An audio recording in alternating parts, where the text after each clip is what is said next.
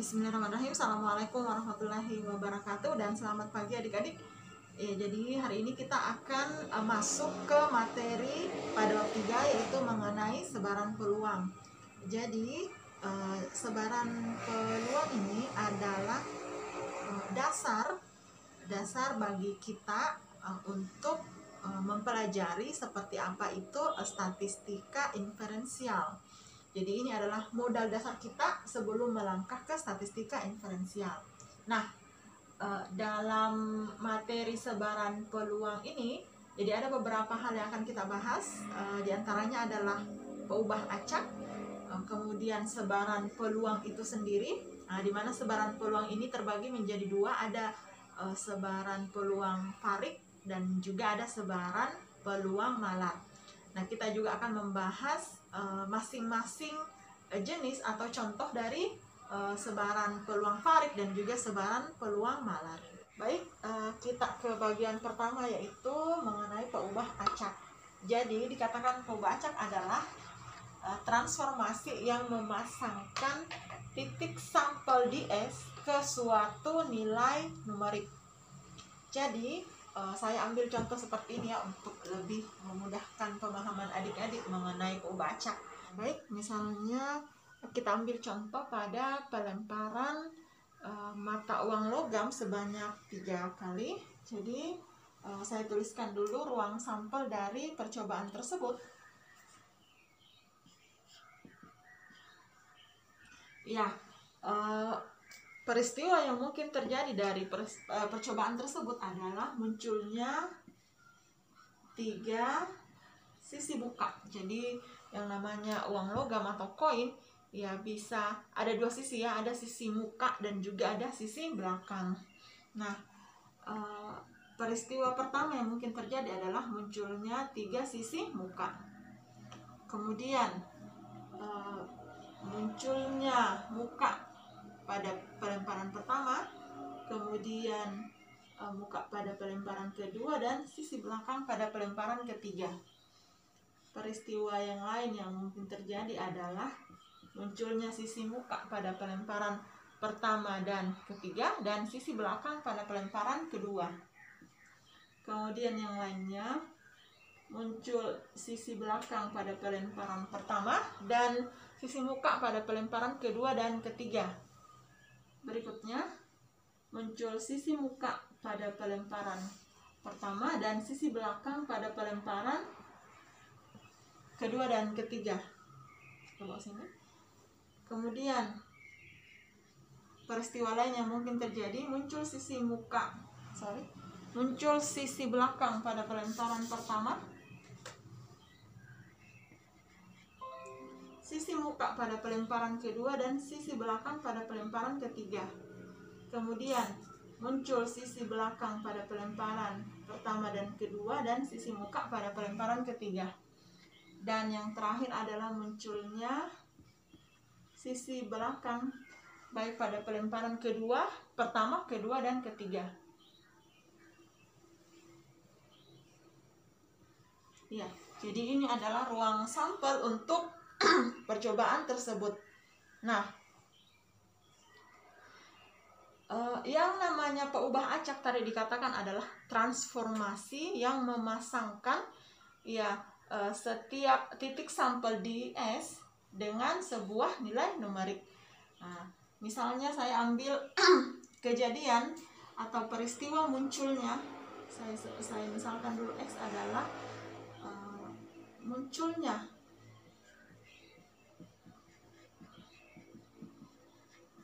peristiwa munculnya sisi muka.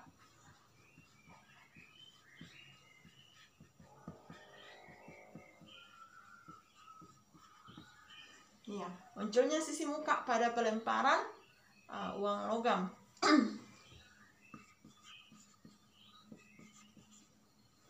Atau saya tuliskan saja pada percobaan tersebut ya. Munculnya sisi muka pada percobaan tersebut.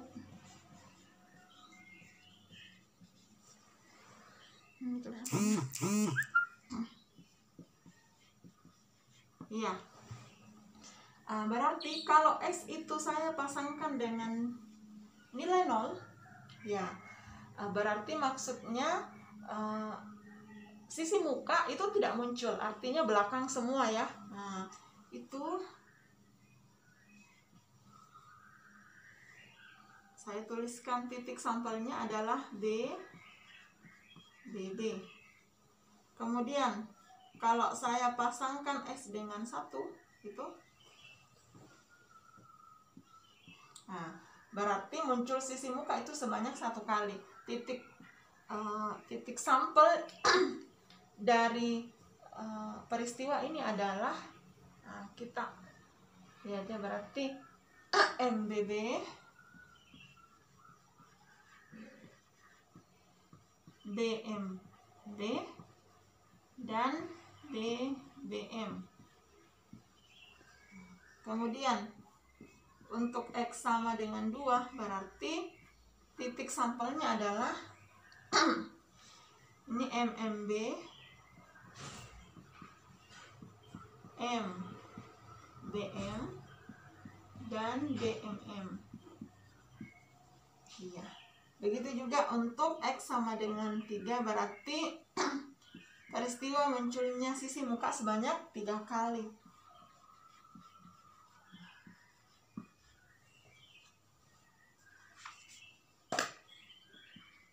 Ya. Seperti inilah dinamakan peubah acak. Nah, sekarang kita perhatikan ya, kita mau menghitung peluang dari masing-masing peubah acak ini. Nah, kalau saya tuliskan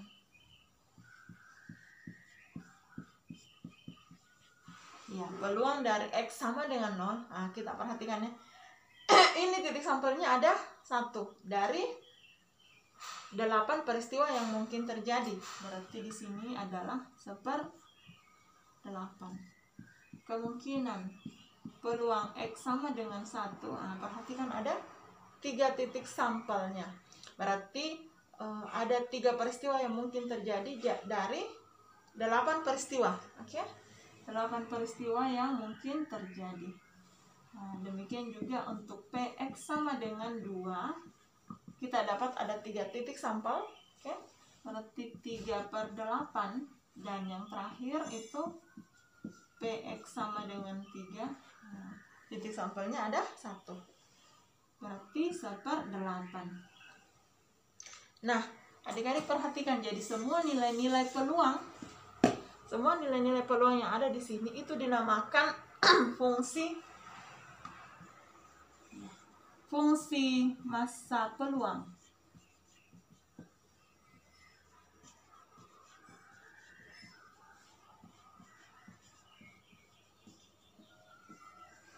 Ya, jadi fungsi massa peluang ini itu untuk ruang sampel varik. Nah, pada pertemuan sebelumnya kita telah membahas mengenai ruang sampel varik dan juga ruang sampel malar. Saya mungkin sempat singgung sedikit ya. Tidak apa-apa, saya ulang kembali.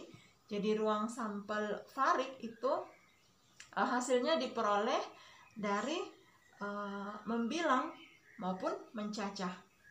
Nah, sementara ruang sampel malar itu hasilnya diperoleh dari proses pengukuran.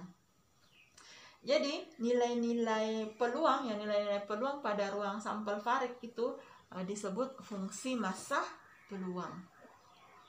Untuk fungsi massa peluang saya singkat dengan FMP, ya, mempunyai beberapa sifat.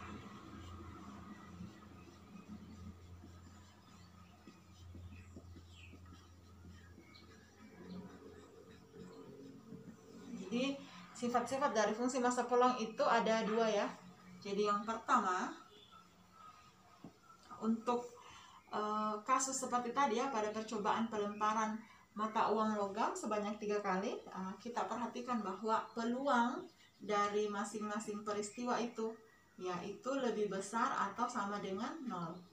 Nah, di mana X-nya itu tadi 0, 1, 2, 3. Nah, yang kedua, sigma, ya, PX, nah itu 1 sampai 3 ya. Itu sama dengan 1. Nah, kita perhatikan tadi, jika kita jumlahkan ya antara X sama dengan 0 sampai X sama dengan 3, ya kita jumlahkan semua nilai-nilai peluangnya, itu kita peroleh nilai sama dengan 1 ya. Jadi ini adalah dua sifat fungsi massa peluang untuk percobaan pelemparan mata uang logam sebanyak 3 kali. Nah, untuk peristiwa secara umum atau untuk percobaan secara umum ya, jadi FMP ini bisa diperluas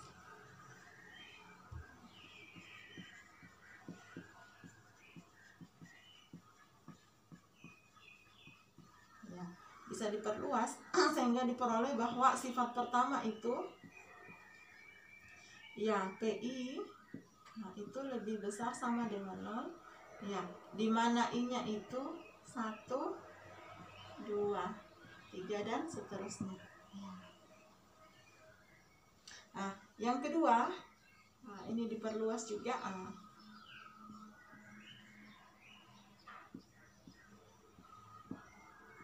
I-nya itu dari 1 sampai tak hingga itu sama dengan 1 ya. Jadi ini perluasan untuk fungsi massa peluang.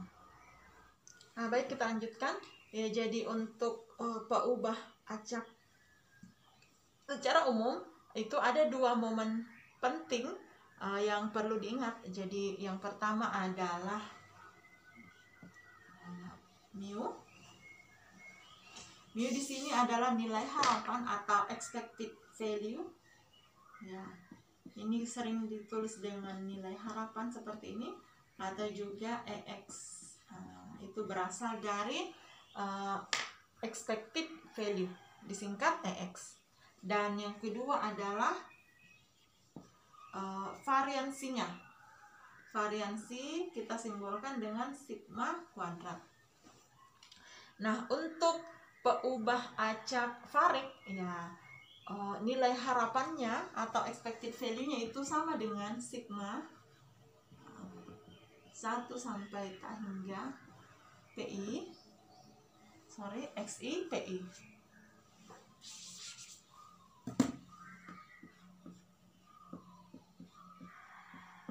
Iya.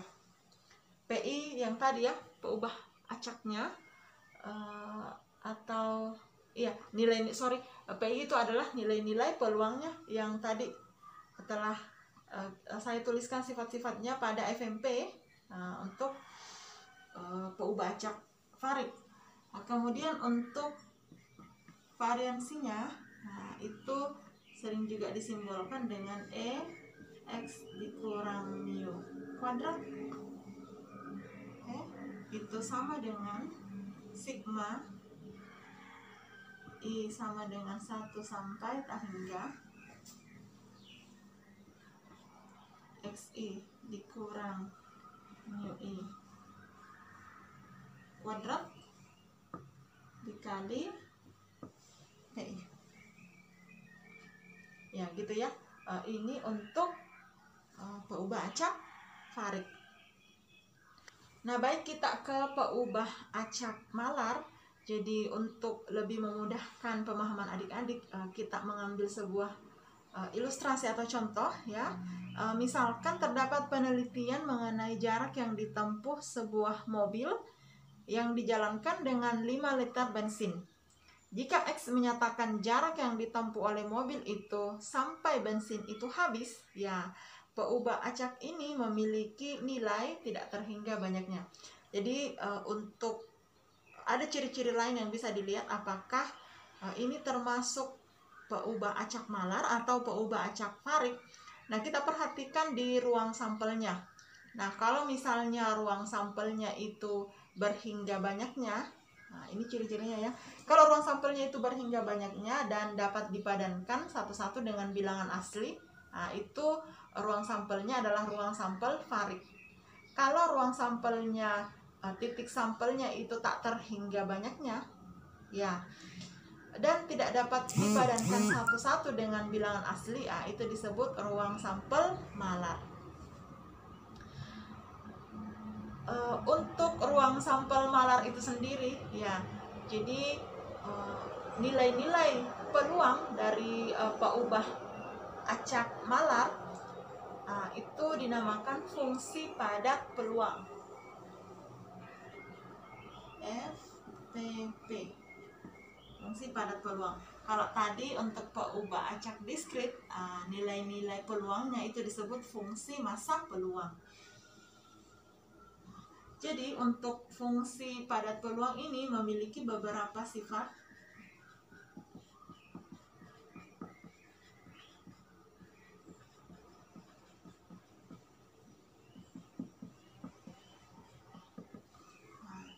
Jadi yang pertama, Fx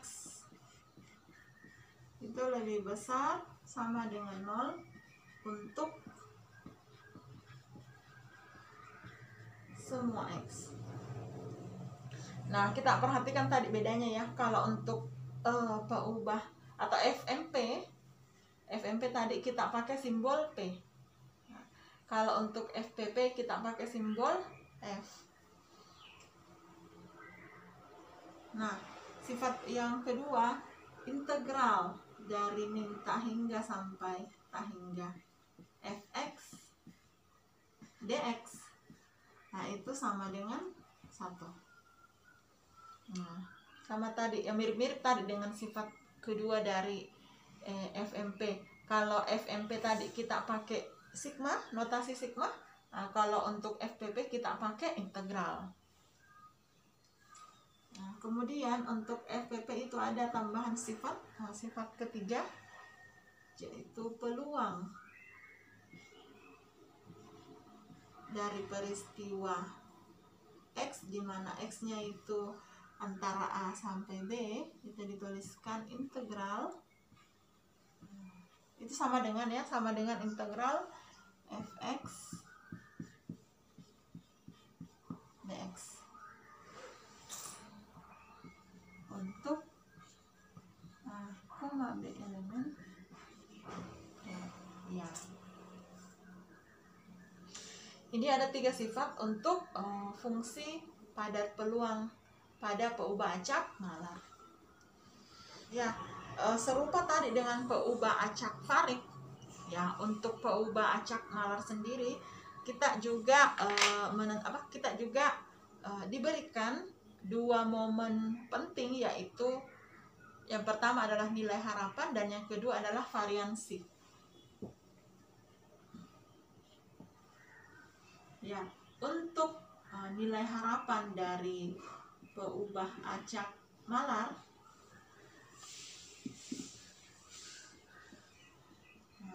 itu kita menggunakan integral X dikali Fx dx. Ya. Nah, untuk momen kedua yaitu variansi disimbolkan dengan sigma kuadrat. Nah, itu sama dengan integral minus tahingga sampai tahingga X dikurang mu kuadrat kali Fx dx. Nah, itu sama dengan integral min tahingga sampai tahingga X kuadrat Fx dx dikurang mu kuadrat. Ya.